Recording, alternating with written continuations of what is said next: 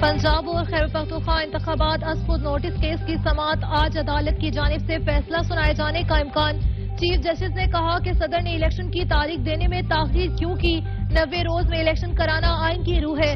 Justice منیب اختر نے remarks دیے کہ 90 دن کا وقت اسمبلی تحلیل کے ساتھ شروع ہو جاتا ہے، اسمبلی تحلیل ہونے کے بعد وقت ضائع کرنے کی کیا ضرورت ہے۔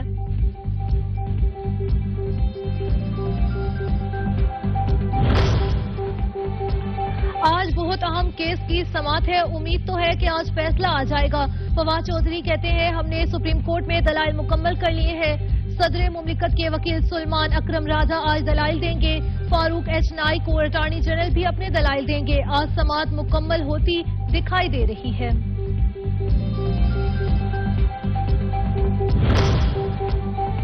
عمران خان کی درخواست ضمانت پر سماعت سے قبل اہم پیش رفت، بینکنگ کورٹ میں مقرر تمام کیسز بغیر کارروائی ملتوی۔ آج صرف عمران خان کی درخواست ضمانت پر سماعت ہوگی، تمام دیگر کیسز میں فائلنگ کو نئی تاریخ دی جا رہی ہے۔ سیکیورٹی کے پیش نظر فیصلہ کیا گیا۔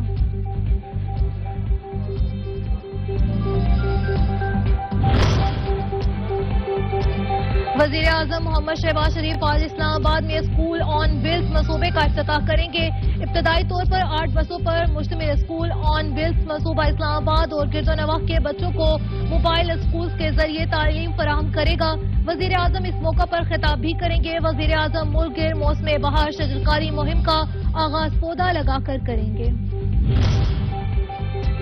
1 مارچ سے کراچی کے مزید 2 نئے روٹس پر پنک بس سروس چلانے کا اعلان۔ شرجیل میمن کہتے ہیں کل سے پنک بس سروس کے ماڈل کالونی سے ٹاور روٹ 1 کی فلیٹس میں بھی اضافہ کیا جائے گا۔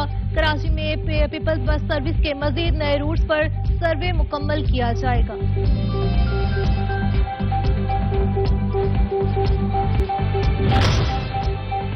پرنس روڈ فوڈ اسٹریٹ سے متعلق بڑا عدالتی فیصلہ، سندھ ہائی کورٹ نے تحریری حکم نامہ جاری کر دیا۔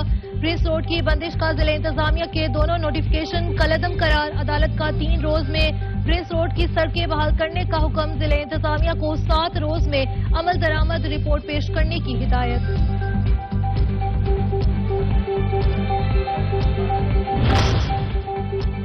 اور اسلام آباد سمیت ملک کے مختلف شہروں میں بارشوں کا نیا سلسلہ شروع، بادل برس پڑے۔